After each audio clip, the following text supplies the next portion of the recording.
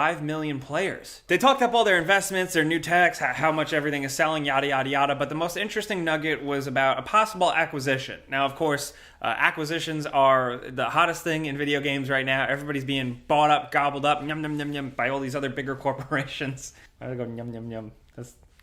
According to Ubisoft CEO Yves Guillemot, they are not looking for a sale. They are not looking to be sold or anything, but they would be happy to entertain any conversations if an offer comes along. Interestingly enough, this is a far cry, see what I did there, from Ubisoft just a couple of years back, who had some issues and were facing a hostile takeover and stuff like that. It could go either way. I don't necessarily see it happening. They are definitely bulking up with Assassin's Creed just becoming even more of a monster and stuff like that, but crazier things have happened. I didn't think of any of the other acquisition things happening, and then they did. If anything, as you know, Ubisoft has faced their own controversies and allegations in recent months and years, so this could once again serve as kind of like a trapdoor for the higher-ups. On the other side of things, on the actual video game talk, we now know that Skull and Bones is still a game. They're still working on it after it was being it was rebooted, like it reported like a year or so ago, and it could possibly be releasing this year, and it now apparently has a strong multiplayer focus, which I always thought was the case, but apparently you were able to play it kind of single-player adventure or multiplayer. Now it's much more focused around multiplayer, so I am kind of losing interest. That's just me personally. I mean, like, I love pirates. I have a pirate flag right here.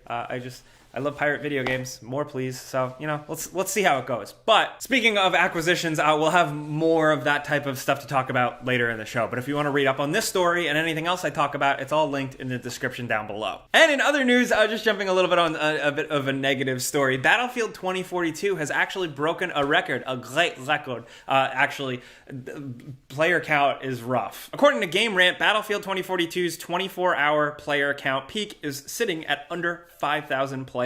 This is, of course, because of the issues, the state of the game when it released. Personally, us here, we were not a big fan of it. You've probably heard there are petitions out there, people asking for EA to really do something with the game, give people refunds. We'll see where that goes. That's I don't know, crap situation. I guess we'll just have to wait and see. But on the flip side, some fun stuff. Let's talk Bioshock. Bioshock 4, we know that there is a new, seemingly Ken Levine-less Bioshock in development for quite some time now by one of the studios under 2K. And a new rumor, of course, take it all with a grain of salt, reports that Bioshock 4 is still not coming anytime soon. Apparently, the parent company and people internally are just not happy with the progress of the project. Apparently, the project is also losing employees, this insider suggests. Of course, this isn't confirmed. But now the floating number is possibly 2024, which is wild because this thing has been in the works in some way or another for many years now from the rumblings that I've heard. Also, I know that they are also staffing up. They have been hiring and bringing on new people to work on this, so this does kind of line up with them possibly losing some people. But I think the real problem that they're facing, leadership, people leaving, all that stuff, budget, whatever. It's the fact that, like, Bioshock is such a weird, interesting concept of a game. That's a tough nut to crack, and it's hard to get that lightning in a bottle twice, especially without some of the creative leads behind it. So we're gonna keep our eye on that. It's probably gonna be a while before we hear anything. Hey, next up, big thanks to Dr. Squatch for sponsoring this video. If you're looking for some new soap and you really want to kind of boost your shower game, we definitely recommend all their products. All of Dr. Squatch's soaps are made in the United States with the highest quality ingredients in full transparency. Everything on the back of it is simple and straightforward with no BS harmful chemicals like the bigger soap companies have. For me personally, the Cedar Citrus Bar has been the go-to lately because, of course, it efficiently cleans my gross body, but it also smells really good. The shampoos as well have some really intense lingering smells that I really like. It's oddly satisfying. They have a bunch of different types of products along with soap, and there's a big variety of scents, so you can always get something unique and fun. And hundreds of thousands of folks already subscribe to Dr. Squatch, meaning you can actually get monthly fresh soap delivered right to your door. And they stand by it. If you use Dr. Squatch soap and you don't think it's the best bar of soap ever, you can get your money back. So if you want to check it out, and finally, you can smell like it game ranks. New customers can get 20% off $20 or more. Use our code DSQGameRanks and click our link in the description down below. Have fun, get clean, you nerds, and thanks to Dr. Squatch for sponsoring this video. And jumping off of the other story with Take-Two Interactive and 2K, we're getting a Bioshock movie. Netflix has the rights, and they're going to make it. Apparently this deal has been in the works for quite some time now, and we got the official announcement, but as of right now, that's all we know. Again, another tough nut to crack. To make Bioshock a movie is wild. We almost had one Gore Verbinski. It was really close. The budget was set. It was like moments away from shooting. There's still a script floating around out there, and the script's actually pretty sick. Who knows if Netflix is going to do that? Netflix is kind of up in the air with adaptations and the quality of their movies, but they're just going to keep trying, man. Video game movies. You want to go see Uncharted this weekend? I kind of do. Yeah, me too. Yeah. Let's see how it is. Yeah, that's a thing. That's out this weekend. Just as a reminder, I linked the trailer in the description down below. Uncharted, Tom Holland, Mark Wahlberg, who would have thought? Mark Wahlberg, famous for playing Max Payne and not giving a shit about Max Payne. Also, in case you missed it, Nintendo has announced that they're closing up shop. They're closing up the digital storefronts for the Nintendo 3DS and the Wii U. Rest in peace. These are closing up shop in 2023, and according to it, they have no plans to offer classic content in other ways. They did say for the foreseeable future, it will be possible to re-download games and DLC and software updates and play online. That's where we're at with that. Nintendo basically, in like a now deleted thing, basically said, hey, we're gonna have Nintendo Switch Online. The games maybe are gonna be enhanced. That's how you're gonna be able to play them. We're not really going to plan any way to offer them up anywhere else.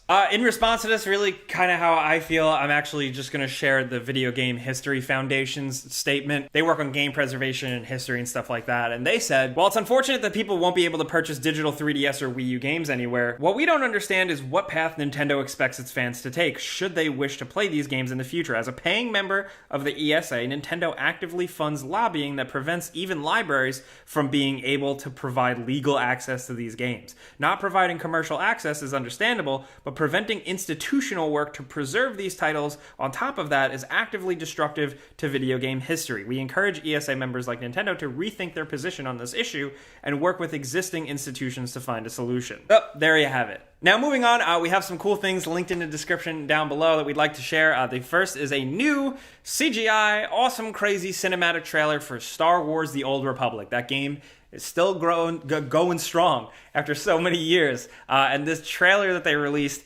is awesome. If you're looking for just that insane, buck wild, crazy Star Wars stuff that they always release. Once again, we have like Darth Malgus. It's wild, and it's worth a watch if you like Star Wars and if you just like cool sci-fi action. Also, we gave them a shout-out a couple weeks ago, but we're doing it again, damn it, because they knocked it out of the park once again. Cartoon Network did a cover of Gerudo Valley from Zelda. It's incredible. It's so good. It's got this like Latin flavor to it that keeps on like amping up as the song goes on. It's incredible. I've listened to it a million times. It just came out this morning.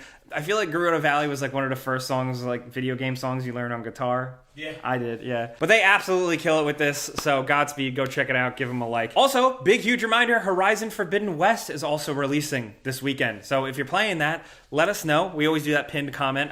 We are working on a video for it. I am binging the game currently as fast as I can, so keep your eyes peeled for it before you buy. Sorry, we're late. And also, in case you missed it, Cyberpunk has released next gen. We now officially have PS5 and Xbox Series X versions of the game, and they perform pretty competently now, finally. We tested it out pretty quickly, and along with that, there's a 1.5 update for all versions of the game that overhauls some things and just generally makes it a better experience. Is it Game of the Year now? No, not at all. But the improvements are nice to see, at least. Now, moving on, like I said, acquisition talk. There's more of it. First, Daedalic Entertainment has been purchased by NACON. Daedalic does have a bunch of AA, single A properties.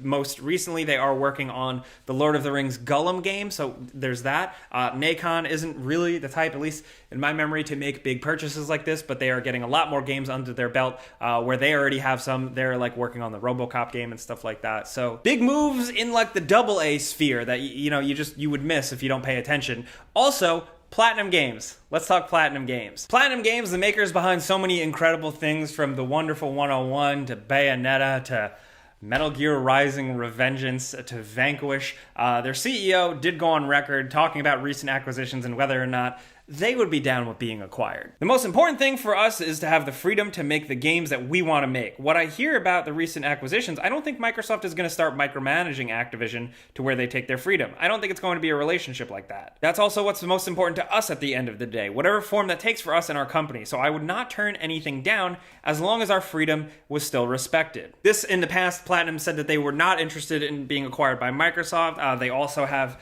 stakes from Tencent and stuff like that, keeping them alive. They've also had some misses here and there. That new game that they're coming out with, Babylon's Fall, I can't really get too excited about that. But Platinum's been in the news a lot lately with also Hideki Kamiya saying that he would like to once again get another shot at Scalebound. Bring that game back. Yes, please. That game looks sick. But that's where we're at. That's everything going on this week. A lot of industry type news, but we want to know what you think. Let us know what you think about all the stories, acquisitions, rumors, Bioshock movies, what have you, anything. Let's talk. But most importantly, in that pinned comment that I always leave, let us know what you're playing this weekend, if it's Horizon, something like that, or something older, Dead Island, whatever.